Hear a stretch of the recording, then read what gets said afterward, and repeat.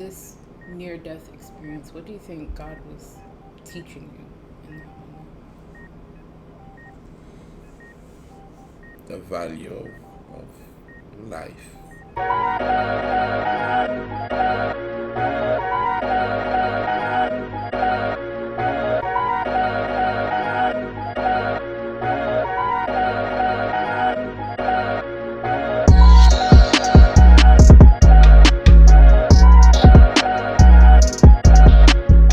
Hello, and welcome to the full version of the In Development interview with my lovely parents. I hope you guys enjoy.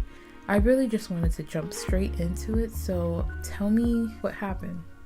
How much detail do you want? I mean, as much as you're comfortable with sharing, honestly. Well, it was a Sunday. Basically, everything looked normal, appeared normal. Church in the morning, leave the service, come home, sit down, have dinner. I remember that day I could not eat much. It's just like I did not have much of an appetite. I thought I was tired. I went get a little bit of rest, but also had to finalize my sermon for that evening since I had an invitation which I received almost 2 months prior to that date. So although I was not feeling 100%, but I could not cancel the meeting. I did not feel any kind of discomfort as far as my intestine was concerned. However, I after I eat dinner, I went to the restroom and I saw there was some blood in it. I was kind of concerned but not alarmed. So I thought that was something temporary. Did you tell anyone? No, didn't tell anybody because I it did not seem serious enough to me. I had no stomach aches, no cramping or anything. It's just that I felt the urge to go to the bathroom. And when I did, it was blood. So I, took a shower, get ready, head to the church for the afternoon activities, which was choir practice. I remember that evening I let the choir left practice a bit early because I had to come back home, pick up mommy so we could go to Margate to go to that church.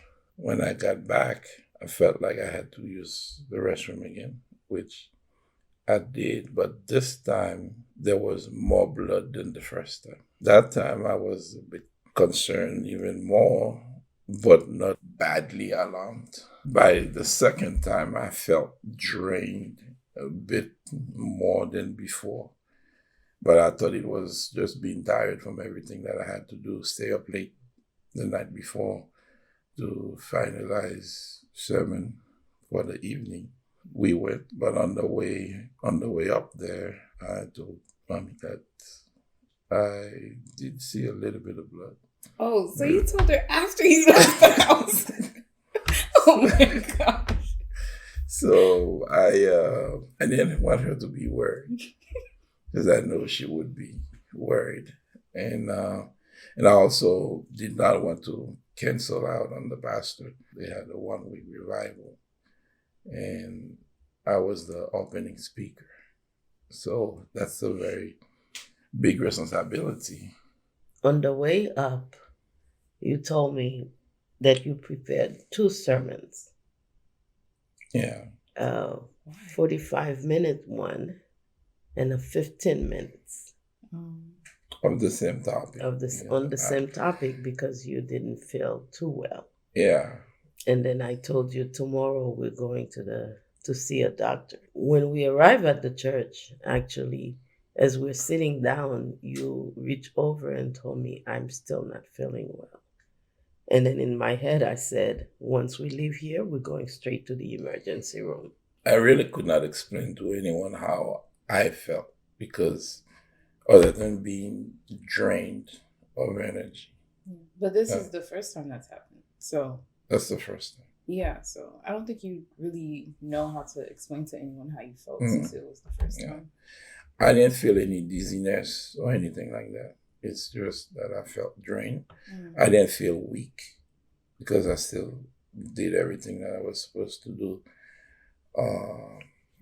Sat through the service because they were still doing other things when we got there. And when it was time for me to preach, they called me up, and in my mind, yeah, I just said to myself, this has to be the 15-minute sermon because I didn't feel like I had the energy to go through a 45-minute sermon.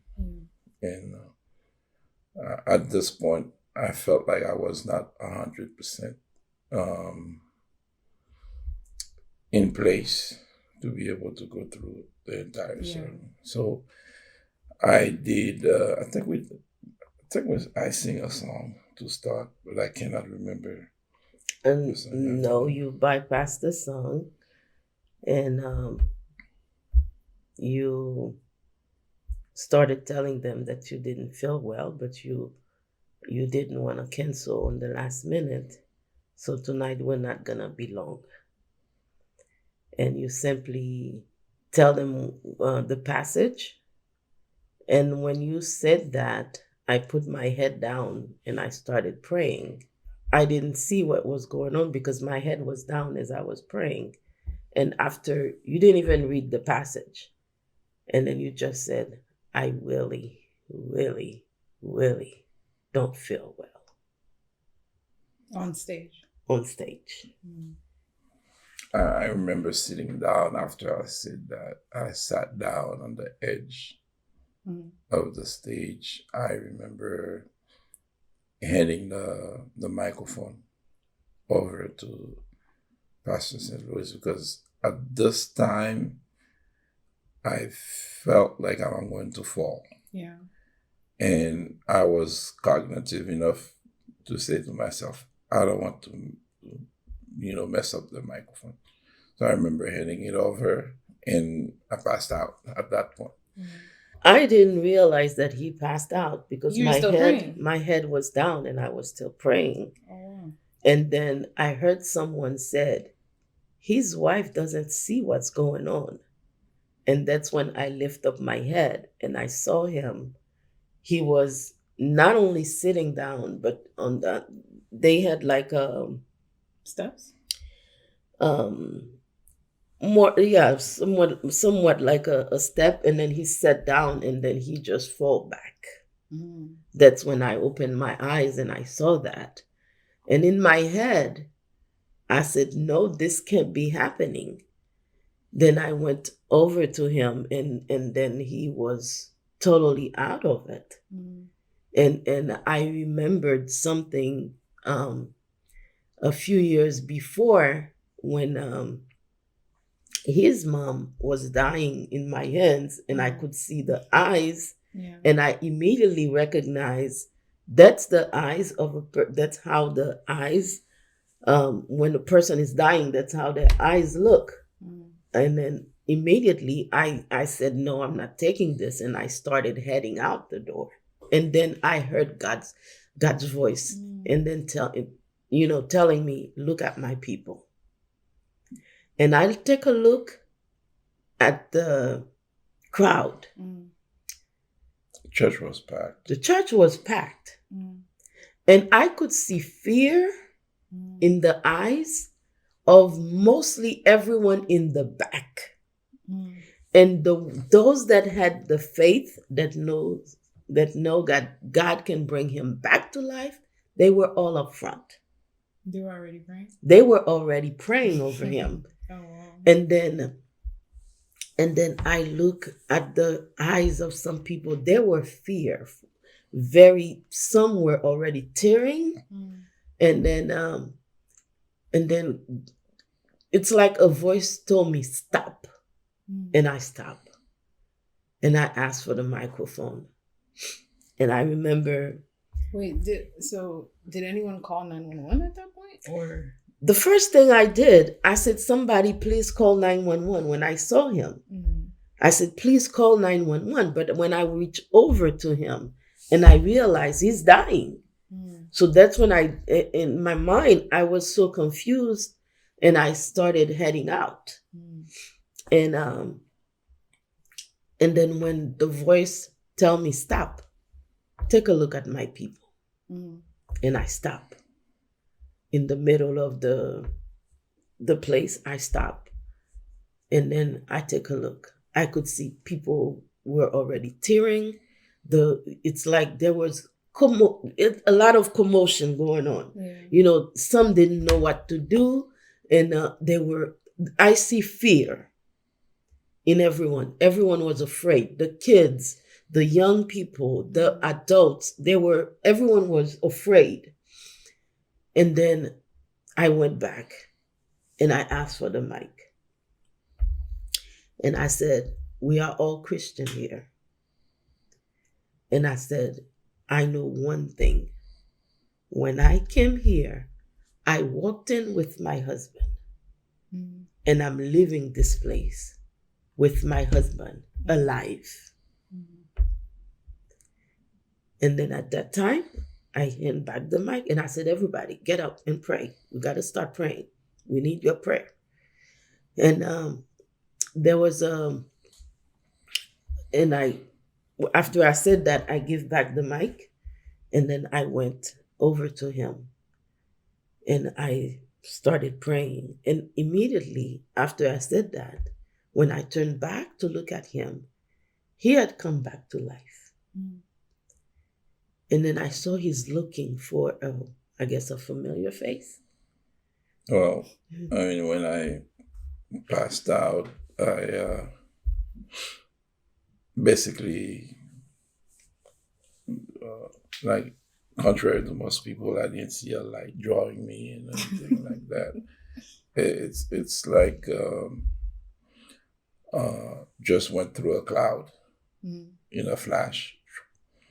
And I see myself in a different place. It was bright all around. I could not see my feet as if I'm walking on cloud. And I'm saying to myself, this is where my mom and dad are. I need to look for them. I see myself looking all over the place, but I didn't see anybody else. But I recognize this must be where my mom and my dad are. So let me walk around and see if I can find them. Basically, it was very peaceful. And all of a sudden I started hearing some noise that, to me, the noise kind of disturbed me. And because you were in such a peaceful place. So it's from the noise. That's when I came back, and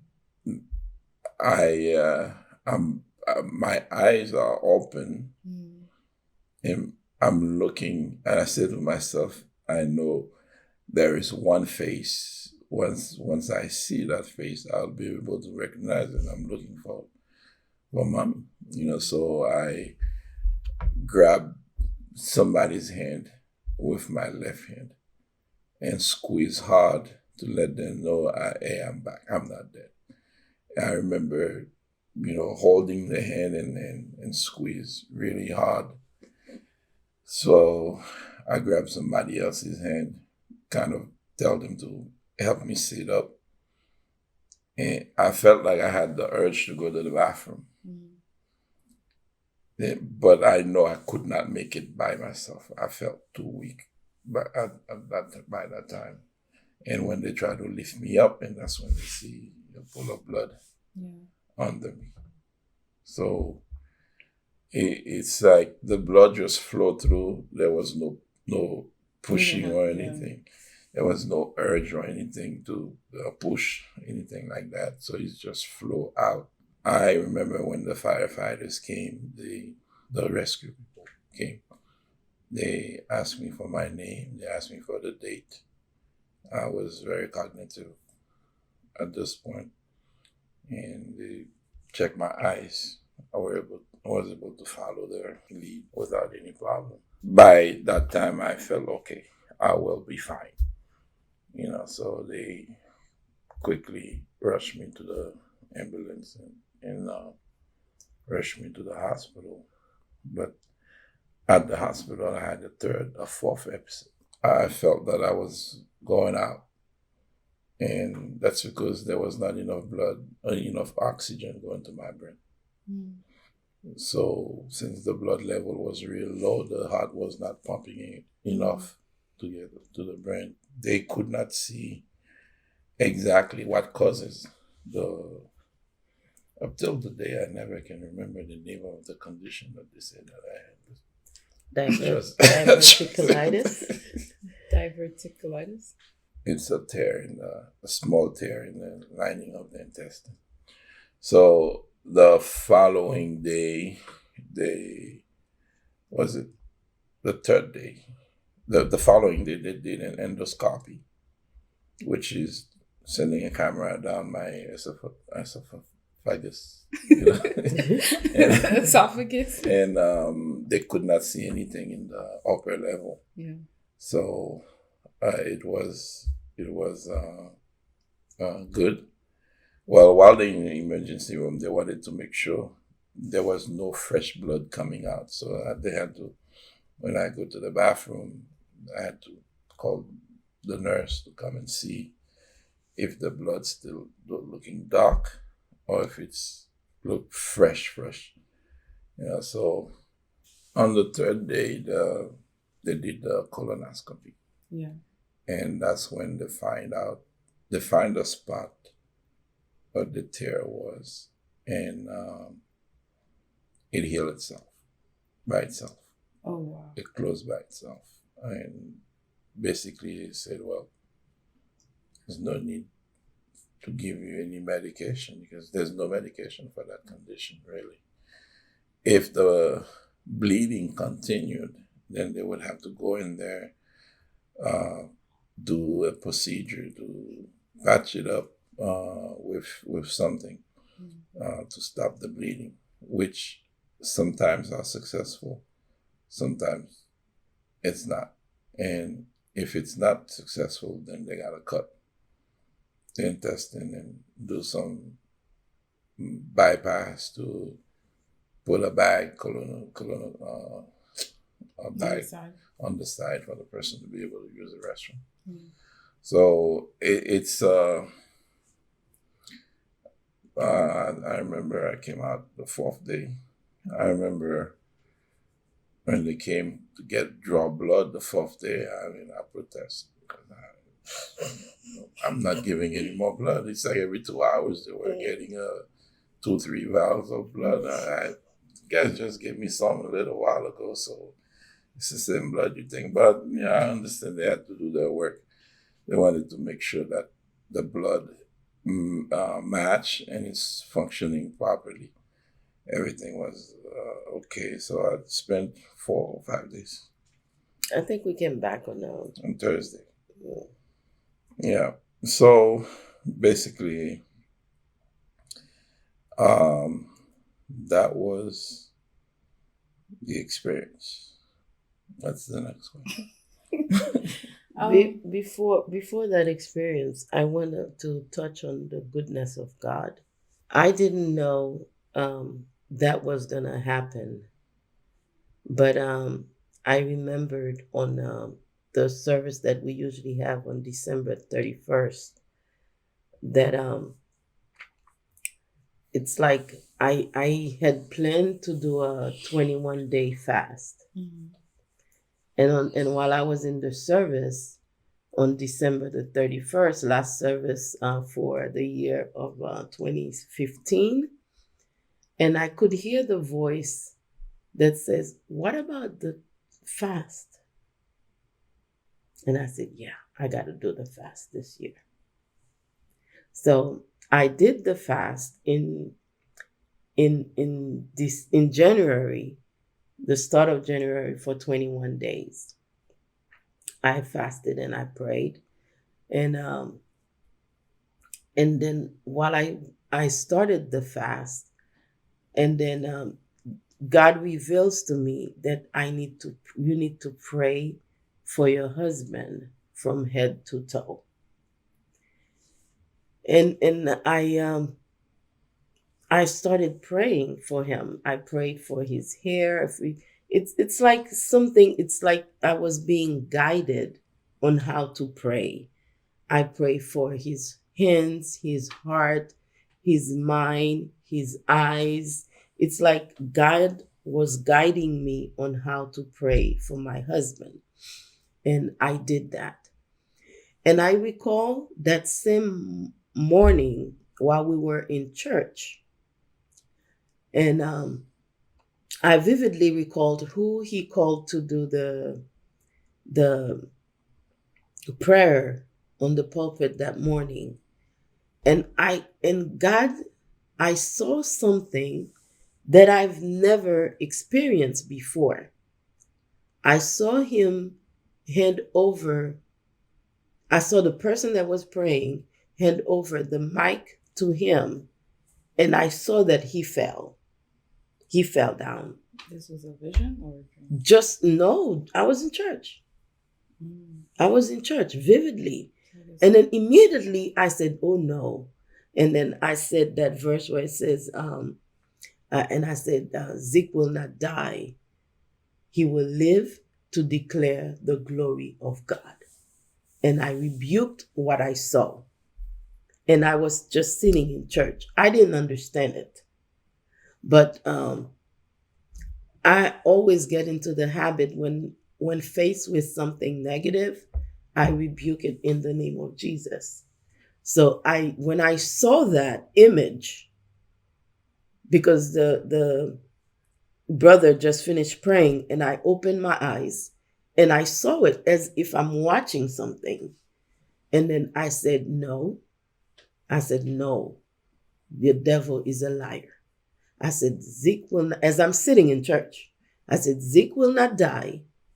He will live to declare the glory of God. But when thinking back on all that happened that night, I had already claimed the victory that Sunday morning, not knowing that I was going to face a situation like that. So is that God was preparing me since December 31st, 2015, for something that was going to happen March 20th the following year. So I can only explain that as being the goodness of God. Okay, so I have two questions. My first question is, with this near-death experience, what do you think God was teaching you in that moment? The value of life, and value of health, value of family, and the value of a good wife. Because at that moment, I could not pray for myself. So I had to, I would have to rely on somebody else to pray for me. I'm still processing the whole thing, even though it's been many years in the past. But I never stop thinking about it and basically wrap my arm around it and say, okay, this is what it was. And I'm still processing it because I could not understand, what was going on. Because up till today, the day seemed normal. There was no warning of anything as such would happen. And also, spiritually, we have to be prepared all the time, because death does not send you an invitation letter with a date and time when it will strike you. So you have to be prepared if it were to happen, whenever it would be, spiritually you have to be ready. So that's like that's the message that I could get out of it, and in a way, it's an experience that can help me understand when people do have a family member that passed, and while they are crying, the person who passed is, does not feel the pain that the people behind are feeling, because for the moment, I cannot tell you how many minutes it was when I passed out. It's like time just stopped at that point for me. And coming back, it's because of the noise from the prayer that brought me back. To me, that was like, oh man, this noise. What is that? It's like a disturbance bringing me back. So, not knowing that was answer to their prayer, coming back was answer to their prayer. So, yeah, I'm still processing it, and I believe for for the way that I was very engaged in all the activities in the church and everything. Um, I think if there's another lesson is that uh, those things are not in vain. Those things are not in vain, and I'm not indispensable.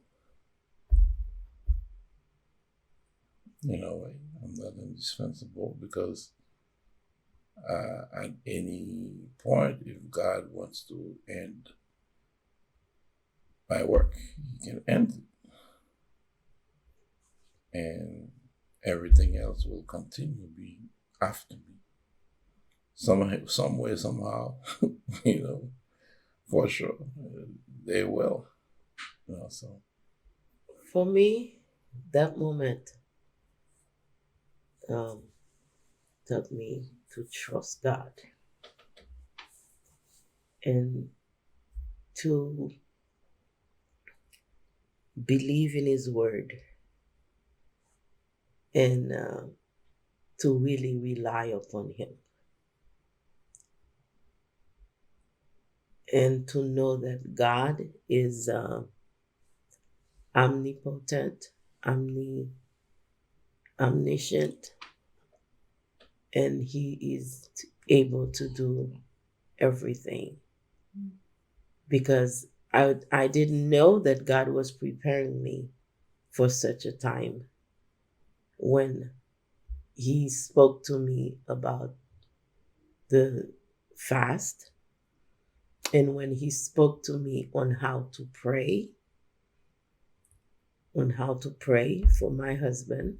I didn't know that God was preparing me. So He knew ahead of time that there was going to be a March 20th that I will need to rely upon Him for support and guidance. And I will need to know how to hear His voice. So that same voice that spoke to me on December 31st spoke to me doing my fast on how to pray. That same voice spoke to me and tell me, look at my people. And I stop to see the fear. And then He put a word in my mouth, that a word of encouragement, a word of strength, and a word of great courage to stand and to claim the life of my husband on that day. when I said, I walked in here with my husband, and I will walk out of this church with my husband alive, just as we walked in. So this is what he was preparing me for, but I didn't know that. Another thing I also learned is that to cherish life and to cherish the person that is with you, because all you have with that person is that moment, is that minute, is that second. So to make the best of life. So there's no time to be bickering about things that are um, unimportant, because life, if there's no life, there's nothing. So it's like when you think life could have been totally different in the household without without Zeke. And people need to take the time to enjoy one another. People need to take the time to love one another. People need to take the time to appreciate one another. Because when that person is no longer there, you're gonna miss what they used to do, and you're gonna have regrets because you didn't appreciate what they used to do, because you didn't know what they were doing, because you didn't take the time to appreciate them. So life is precious. Enjoy life in a godly way. Enjoy life in a godly way and enjoy one another. Don't worry about the material things. They come and go. But once that life is gone, that life is gone. So the moment to enjoy the person, to cherish, to love the person, to show them respect is not when they're no more. That's when they are here. What do you think that moment was teaching the people in that church? Well, actually, I'd like to ask them what they have learned. Well, for sure, the shortness of the brevity of life, because it's not every day you'll see someone passed out on stage and just cold dead. It has happened before. There's a Catholic priest who was preaching, and he basically finished preaching, and he said amen, and look, just dropped like a sack. And we can imagine the shock on everybody. And if anything, that's that, and also the power of prayer, of prayer, and how God answer prayer. Some He answer right there the same minute. Others He may keep you praying for a while to prepare you before He gives you what you're asking for. So in this case, this was a 911 prayer call. So, and God answered right away. What would you say to the you that was going through it? God bring you back for a purpose, for a reason. And you need to seek that purpose and fulfill it to its full measure. And value the time that you have, because it's we cannot abuse the time as if we have unlimited amount of it. If I were to go back to the prior question, where you ask what Do you think the moment was teaching the people? Mhm. I think the moment was teaching them, as Zeke mentioned before, the power of prayer, and but most importantly, God's power. Yeah. God's power. And I recall, um, um, I think on the first year anniversary, we went back as a family, not only to bring the testimony alive, but to say thank you. Thank you to the pastor. And there was a brother that followed me to the Hospital. hospital behind the ambulance because he knew that I'm not from the area. He followed me to make sure that everything is okay and went to the, thank goodness it was pre-COVID. And then I really thank him. We really thank him for that. He didn't leave my sight until my cousin came.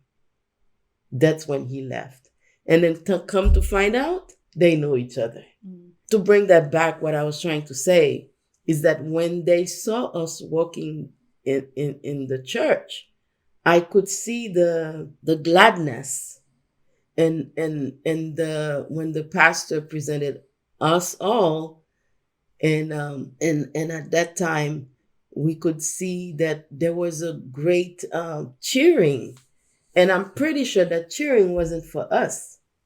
It was meant for God. Mm. So what did they learn? They learned to trust God, I believe. And the same way when children go to school, they have the same teacher, but they don't all learn The same way. the same way.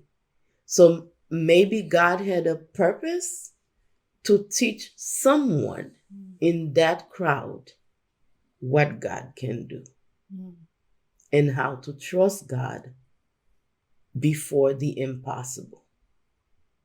When you are confronted with the impossible, how to trust God. And this whole ordeal for me left, I had always liked to praise God, to sing him in praises and everything. But this whole thing, to me, when I come before God, I don't want to ask him, but I want to praise him. I want to thank him and I want to worship him because there is deliverance in worshiping. It's funny you mentioned that because even the fact that Bobby said that the tear, was healed in like Yes. what 3 days, Yeah. right? Because they didn't give him anything apart from giving him the blood. the 2 units of blood. Yeah. They didn't give him And any medication, nothing else. Of course, they put some IV, Mm. just because I was weak. Yeah. That's about it. That's about it. And I could not eat. Or I did not eat anything solid till Wednesday because they were doing all those tests. They didn't want me to eat anything solid. Make sure. And the night before the colonoscopy, they had to give me something to clean up my inside big time. So it was squeaky clean. I think it was just amazing that you went through all that, for maybe God to just talk to one person. I don't know. I think It's amazing. It's amazing It's because it just amazing. reminds me that what happens in our life, and how God blesses it or whatnot. Like it's not for us specifically, but it's for others. I forgot what verse, but it talks about how like it talks about testimonies, and how the church will their faith will strengthen by hearing testimonies and just your experience. One thing I would say is this: while you have the time to work for God, work with all your heart in the task that He gives you to do. If He gives you a ministry to lead, do it with all your heart, because you might go at it half-heartedly and then boom, time cut short, and here you are, you have the regret of not completing the task, so there is a reason why He allows us to go through certain things. And I'm thinking back with everything, I think I have done more work afterwards than before that, in a sense, because it's like there's a sense of urgency. You never know when a situation like that can present itself. So do what you have to do now while you have the time to do so. And another thing, for what God has done for me, I cannot just sit back and just say, okay, I will just take it easy now and not work for Him, because it's like I owe Him my life. Okay, one last thing, and it's not for the interview, it's just really for me to title everything. If you were to just give me one title of what this conversation should be called. Brought back. Brought back. If you made it this far, I just want to say thank you for listening to the entirety of this conversation. It blessed me, and I hope it blessed you too. Feel free to leave a comment, and until next time, bye.